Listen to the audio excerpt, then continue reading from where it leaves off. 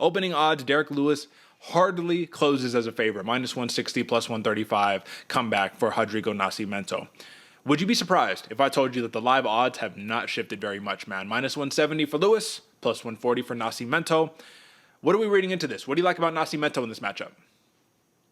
Man, what I like about Nascimento is he's very much a similar style to what we saw with Derrick Lewis in his last fight, right? And with the Jailton Almeida, the kind of style that he's going to bring. The thing is, though, Nascimento also has some speed to him, some speed in those hands, some different kind of footwork and stuff. So I'm interested to see how Lewis handles the puzzle that was his past opponent, but also with a couple different variables right here. So maybe that's where the odds makers, or at least the gamblers that are putting money on Nascimento, see hand speed does make a difference. They both got power. Which one nullifies each other, I think, is a big question. I think it's tough because I don't quite see Nascimento fitting that mold of a Jailton Almeida per se. He can get a takedown if he really needs to get a takedown. I think in the UFC he's got like 3 of them. You know, it's not a ton, but I see him as a touch him up heavyweight, a volume style heavyweight. Right? I'm gonna walk you down and I'm just gonna touch, hook, boop, boop, boop. Right? And you got to respect it because Derrick Lewis has struggled with the evasive heavyweight of his day, right? But Rodrigo Nascimento is no Cyril Gane. So I come into this questioning, okay, well, can you walk down Derrick Lewis? And that's the question that I want us to brainstorm right here before we jump into the actual numbers of the odds, right? If Rodrigo Nascimento wants to be successful in this fight, I think he has to lead the dance. I have a hard time seeing him winning off of his back foot. Can he walk down Derrick Lewis without the threat of the nuclear bomb coming back his way?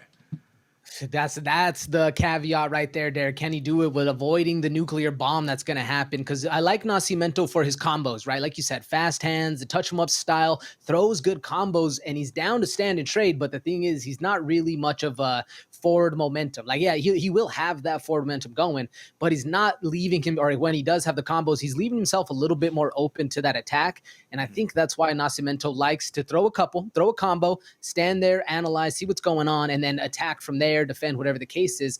I don't really see him just bulldozing through Derrick Lewis, especially with that power. One of the biggest questions that I have going into this to kind of couple all this together is Rodrigo Nascimento. If you look at his run over his last 10, a lot of his finishes are submissions, right? Arm bars, Kimuras, fun stuff like that. Look at his submission prop, AJ. Plus 4,000 for the submission prop. The best prop they have available for Nascimento is a TKO at plus 375. Now, you're going to tell me that he's going to go toe-to-toe with Lewis and knock him out? I don't agree. I can see their logic being he gets a takedown and then he uses a TKO ground and pound style type finish. If Derrick Lewis can't say jiu-jitsu is not real, let's just stand up, right? But he has to get taken down in order for that to happen. So now this is the opportunity to discuss all of these lines and see what makes the most sense. Minus 120 TKO for Derrick Lewis. Do you touch that? Is there value enough there, or are you better off just sticking with a pure money line given that this is such a juicy price for Derrick Lewis? Yeah, that's a hard question, Derek. My mind instantly goes normally, right? Derrick Lewis minus 120 KO. Yeah, there's juice right there. That's obvious. But at minus 170, he can get this done at a decision too, even though that decision prop is wild, man. Plus 1,000, it might be the gas tank they're thinking about Derrick Lewis. But if he's able to nullify, control, and like you said, just say jiu-jitsu isn't real and stand up and make this fight a standing battle, man, we could see this happen a couple different ways. I like the money line personally. Yeah, I think a money line is a good play right here. I think, folks, the way that you should visualize this, if you just want to take this from the macro and bring it to the micro, is you have a touch-em-up fighter in Rodrigo Nascimento who has the threat of the takedown and the threat of the submission.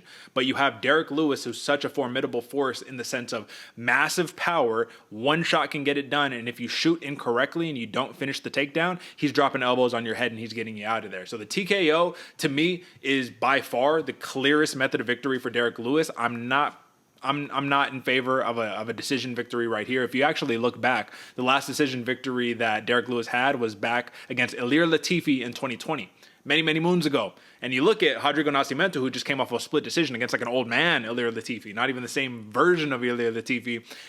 It's something right there. I think that this is a coming of age fork in the road, as we just talked about, and I don't think that they're respecting Derrick Lewis the way that he should. Lowest version of competition that he's had when you roll off the Sergey Spivaks, Pavlovich's, Tuivasa, Cyril Gane, Almeida, Marcos Rodrigo de Lima, right? I just think that this is a smash spot for Derrick Lewis. That is my pick right here, and I'm going to roll with the knockout minus 120, but the bet is simply on that money line minus 170 juice. What do you got, AJ? I'm with you, Derrick. On money on that juice of that money line minus 160, man, makes a lot of sense to me. I'm excited to see the Black Beast get a chance to show off again. That's it. Finally, an opportunity where it feels like the pressure isn't massively on his shoulders, but at the same time, you lose this one. Yeah, pressure's on, buddy.